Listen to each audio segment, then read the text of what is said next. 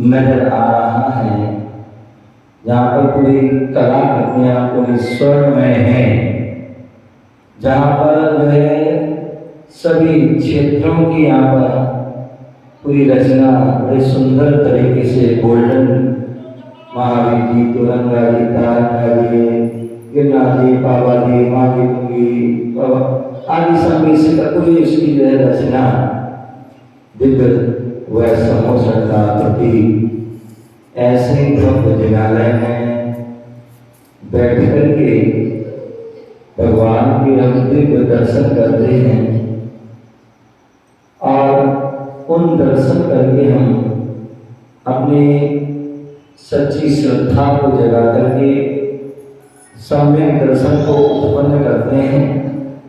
सम्यक दर्शन जो हमारे लिए संसार सागर से पार करने में एक नाव की तरह होता है।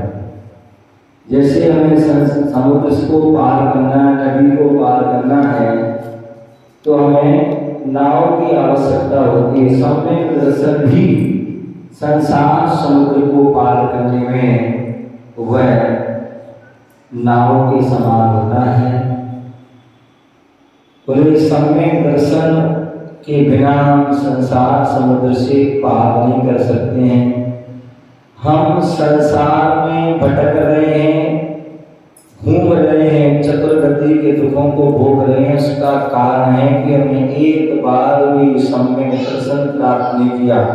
और सम्यक दर्शन प्राप्त कैसे होता है? तो कहते जो सच्चे देव शास्त्र गुरु, क्या जो सच्चे देव शास्त्र गुरु पर जो सच्ची श्रद्धा करता है, मन से, वचन से, काय से, कृत कार्य आमोदना नौ कोटि से जो श्रद्धा करता है, उसको ही सम्यक जो है दर्शन प्राप्त होता है।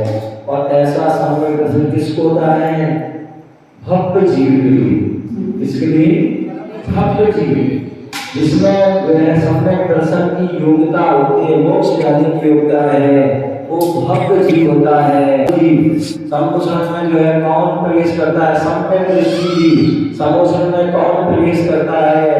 पंचेंद्रिय जीव ही वह प्रवेश करता है। तो ऐसा सम्यक दर्शन भक्त जीव के लिए होता है। अभक्त जीव को सम्यक दर्शन नहीं होता है। जैसे अम्मा लोग बैठी हैं और चलिए अभी फसल का मौसम आ रहा है और उस फसल में जो है चना भी आ गए। अम्मा क्या चना आए, और चना आए तो आपने क्या किया? उनको फूल में डाल दिया पानी में, तो क्या होता है?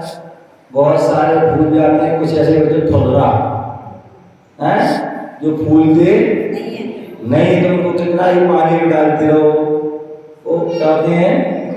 तो ऐसे ही जो अभक्त जीव होते हैं, उनको कितनी भी कुछ करते रहो लेकिन वो भक्त होने वाले नहीं है। उनको मोक्ष की प्राप्ति नहीं होगी, सम्यक दर्शन की प्राप्ति नहीं हो सकती। कितना भी देव साधु का नृत्य मिले लेकिन उनको पृथ्वी वर्ग के अंदर वो शक्ति नहीं है सम्यक दर्शन। और जब तक सम्यक दर्शन नहीं हुआ तब तक कल्याण नहीं हुआ। हम सभी बड़े भव्य जीव हैं, भव्य जीव हैं कि हम जो है देव साज गुरु का हमें सानिध्य मिलता है, उनकी वाणी सुनते हैं। प्रभु का ऐसा भव्य जिनालय है, उस जिनालय के हम अभिषेक पूजन आदि करते हैं, तो निश्चित ही हमें देव साज गुरु पर श्रद्धान है। और श्रद्धान है तो सम्यक दर्शन है, और सम्यक दर्शन है तो हम सिद्ध पद को ही प्राप्त कर सकते हैं।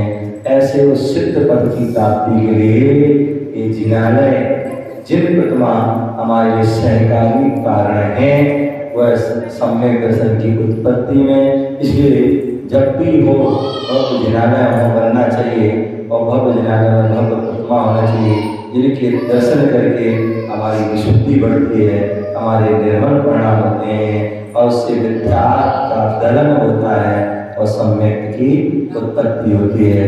ऐसे उस सम्यक को प्राप्त करें और अपने जीवन को श्रेष्ठ बनाएं। इसी मंगल भावना से सभी नगरावासियों के लिए बहुत बहुत मंगल आशीर्वाद। यहाँ पर नगरावासियों को मैं एक बात और कहूँगा कि मंदिर आपने बहुत सुंदर बनाया है। मंदिर बहुत सुंदर बनाया है, लेकिन अभी एक कमी है, और वो कमी है, मैंने कहा ना, देव शास्त्र गुरु का होना आवश्यक है। केवल मंदिर बना दिए तो मंदिर की रक्षा कैसे होगी?